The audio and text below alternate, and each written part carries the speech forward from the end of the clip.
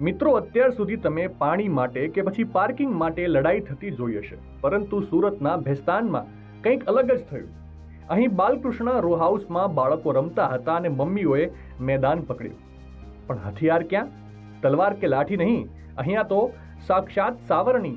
ઘટના છે ભેસ્તાન વિસ્તારની. નાનકડા બાળકો રમતા હતા, એમાં કંઈક બોલાચાલી થઈ. હવે બાળકો તો રમીને ભૂલી ગયા, પરંતુ ગૃહિણીઓ મેદાને આવી ગઈ. જોત જોતામાં શાંત ગણાતું રો હાઉસ યુદ્ધનું મેદાન બની ગયું. એક હાથમાં ઝાડુ, બીજા હાથમાં લાકડા. જાણે ઓલિમ્પિકમાં ગોલ્ડ મેડલ જીતવો હોય તેમ મહિલાઓ એકબીજા પર તૂટી પડી. લાઈવ વિડીયોમાં જે દ્રશ્યો દેખાઈ રહ્યા છે ધ્યાનથી જુઓ. કોઈ સાવરણી ફેરવે છે તો કોઈ લાકડાથી પલવારમાં બાહુબલી બની ગયું છે. આસપાસના લોકો તો જોતા જ રહી ગયા કે આ સફાઈ અભિયાન ચાલે છે કે પછી મારામારી.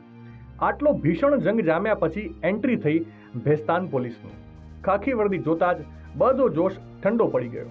નવાઈની વાત તો એ છે કે જેવી પોલીસ આવી કે બંને પક્ષે કહ્યું કે સાહેબ, અમારે ફરિયાદ નથી કરવી, અમારી વચ્ચે તો સમાધાન થઈ ગયું છે. બાળકો રમીને દોસ્ત બની ગયા, પરંતુ મમ્મીઓના વિડીયો આખા સુરતમાં વાયરલ થઈ ગયા. એટલે ભાઈ, સોસાયટીમાં રહો ત્યારે સાવરણીનો ઉપયોગ સફાઈ માટે જ કરજો, લડાઈ માટે નહીં. આ ઘટના અંગે તમારો શું અભિપ્રાય છે? કોમેન્ટ કરીને જરૂરથી જણાવજો.